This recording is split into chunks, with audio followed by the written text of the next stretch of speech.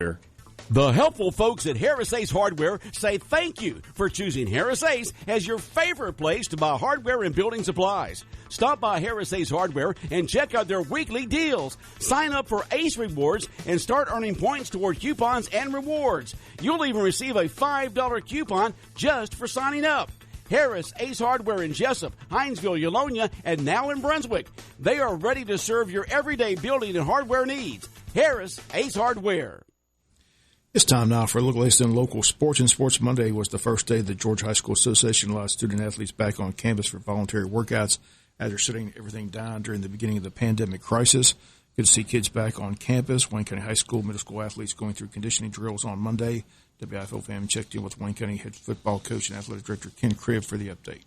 Coach Ken Cribb, Georgia High School Association, finally said Monday, June 8th, they can get out here and start conditioning. You got 5 sessions a day. Going to be a long day, but it's good to see kids finally back on campus. Hallelujah. It's a great day. I've been waiting for this a long time. What all will they be doing? They came in this morning, got screened, make sure everybody was passed all the prerequisite to be allowed to come out and do the workouts, and then took them, got them loosened up, plowed and stretched, took them in the weight room, and got a good 30-minute lift in. Did 4 different explosive lifts. Then they traveled over to Martha Puckett to the practice football field and did some speed and conditioning. What happens if a kid shows up and he's got a temperature or something like that? They just send him home? Send him home 14 days. See you in 2 weeks if you better. Well, let's talk about the new region. There's excitement in Wayne County, Region 1-5A, us and Ware. We're familiar with the Gators, but Coffee comes in, Warner Robins, dominant team in the state last couple of years, and veterans. What do we know about veterans? Veterans is quality. Great facilities, got great coaching staff, got some really good players. They went second round last year and had a great season, and they're just a quality program, and Milan Turner's head coach, he's doing a great job over there. We're reading articles across the state, and some are saying our region might be one of the toughest in the state. Yeah, I really think our region is one of the toughest in the country, to be honest with you. I just can't imagine a region having 5 quality teams of the caliber of what we got going. You don't just base that off of history. You also base it off of players and prospects. And I know we got 3 Power 5s on our team, and they picking us, 4th and 5th? Yeah, that's what I told Tommy Palmer. I said, anytime you put 3 quality kids, the Division I athletes on the field, they should be pretty good. But talk about those 3 athletes. We all know about Weston Franklin, but Trevin Wallace and B.J. Wright. Tell us about those 2 kids, and also talk about Weston. Well, let me say this first. Those 3 are Power 5 prospects because they got all the checkoffs, height, weight, all that kind of stuff. We got some other kids who have close to that talent or equal to that talent. They just don't have all the boxes checked. So to be a Power 5 guy, you got to have all the boxes checked. You got to have size. You got to have speed. You got to have ability. You got to have. It's a package deal. You don't get on that list without having all the boxes checked. And we do have some other players that are just as talented or more talented, possibly, but they don't have all the boxes checked. So say that first. Weston is just. These 3 guys are grown men. I'll tell you that. Weston's a grown man. Trevin's a grown man, and BJ's a grown man, and they all have a great size, great strength, great speed. It's going to be exciting to watch them because, and they're all 3 going to get to see both sides of the ball. Hopefully by football season we'll have regular football, and hopefully fans will be in the stands. But we'll have to play all that by ear. But just keeping our fingers crossed. It's just good to see kids out here on campus. First day at GHSA's allowed them. So, Coach, we'll be following in. Like I said, you'll be on the show Friday. Give us the update on the first week. So, look forward to the week.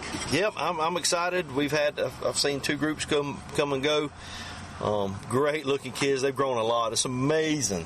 I just thinking back when I first showed up here at Wayne County, and some of these kids that are here today, watching them play middle school ball and thinking they may turn into something. And I'll tell you, our second group had 19 linemen in it, and they're as pretty as you've ever looked at. We got some great size, good-looking kids. So first group had 19 skill guys. Just a lot of speed in that group. Just some good-looking athletes. So we're going to need them. That region we're in, we're going to need them. So we're excited. Stay healthy and stay focused. Try to make a little noise. And again, those comments, the head football coach, Ken Cribb, once again, conditioning underway all this week at the high school and middle schools. They have Friday off, and we'll have Coach Cribb in studios on the world famous Pitch and Bob Show on Friday to give us an update on how this first week has gone and preview the upcoming schedule and season for the Wayne County High School Yellow Jackets.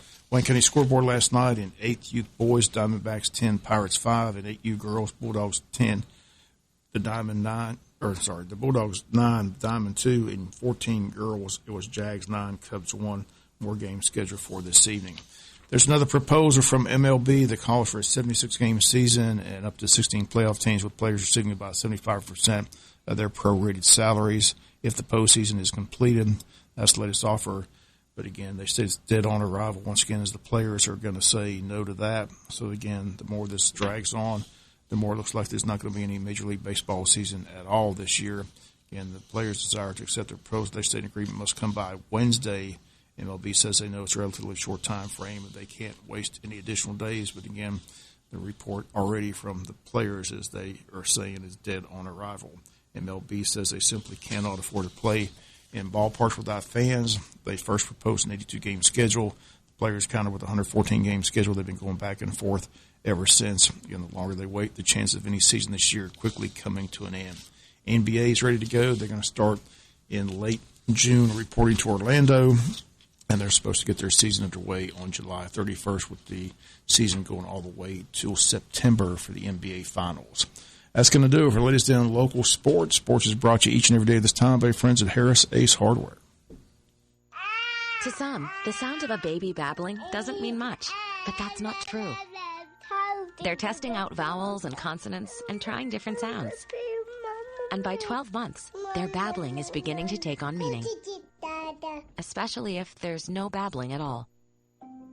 Little to no babbling by 12 months or later is just one of the possible signs of autism in children. Learn more at autismspeaks.org. Brought to you by Autism Speaks and the Ad Council. Meet Ingrid, fiery spirit carrying grand